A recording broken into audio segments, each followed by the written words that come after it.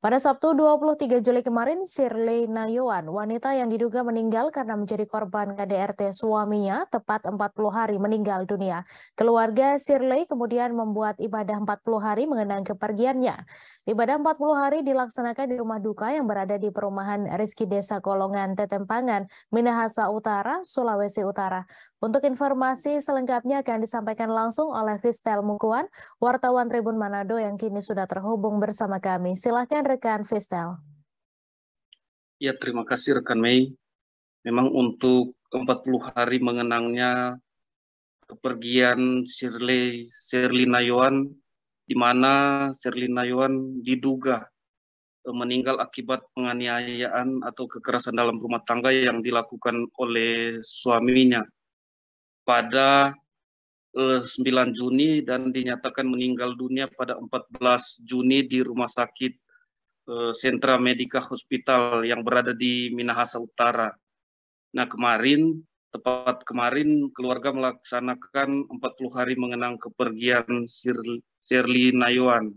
Dan di situ memang terpantau saat memutar kembali video saat Shirley masih hidup dan berita-berita yang viral saat kematian Shirley, memang anak-anak dari Shirley menangis, bahkan anak yang kedua itu yang perempuan, anak sulung laki-laki, anak yang kedua perempuan.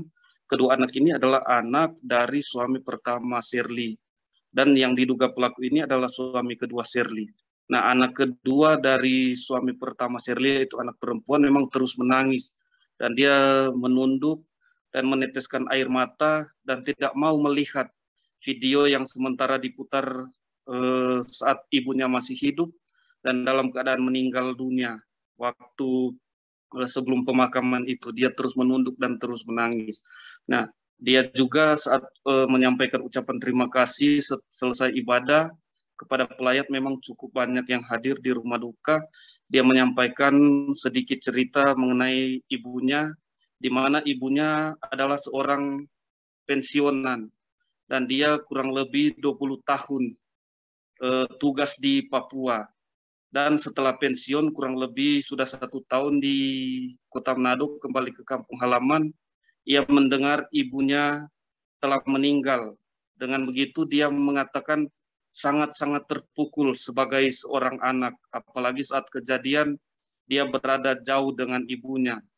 Dan dia sampaikan memang meskipun memang ada dari pendeta dan hamba Tuhan yang terus membantu mereka dalam mendoakan sekaligus juga membagikan firman Tuhan, namun memang sebagai anak dia merasa tidak mampu apa yang telah terjadi dengan ibunya, apalagi menurutnya yang diduga dilakukan oleh ayah sambungnya. Nah, dari kakaknya juga itu ketika kami wawancarai, dia menyampaikan untuk hasil otopsi, jadi memang saat itu korban sempat diotopsi dan otopsi keluar pada 15 Juli. Nah, dan hasil otopsi menyatakan positif kekerasan penganiayaan. Nah, anak sulung dari Shirley ini menjelaskan sesuai penjelasan dari kepolisian, positif kekerasan penganiayaan dengan benda tumpul. Berbeda kalau ini positif ini benda tumpul yang mengenai korban atau objek. Nah, berbeda dengan objek yang mengenai benda tumpul, berarti itu jenazah yang mengenai benda tumpul, tapi ini benda tumpul yang mengenai korban. Jadi dia menyampaikan memang benar ini korban kekerasan. Dan dia mengatakan saat kejadian itu hanya ibunya dan ayah sambungnya. Jadi secara manusia disampaikan siapa lagi, karena hanya mereka berdua saat kejadian itu.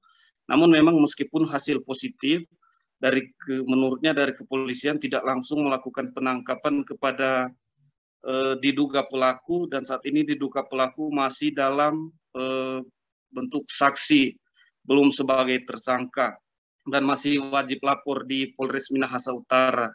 Dengan begitu anak sulung juga dari Shirley ini polisi menyampaikan saksi-saksi sudah lengkap, saksi dari para masyarakat di rumah kediaman lokasi kejadian itu sudah ada banyak saksi yang disampaikan oleh keluarga, mereka telah bersaksi di kepolisian.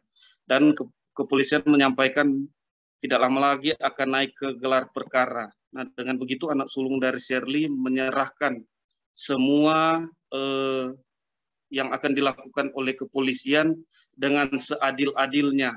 Dan mereka berharap kepergian ibu mereka bisa mendapat keadilan sebagaimana yang terjadi.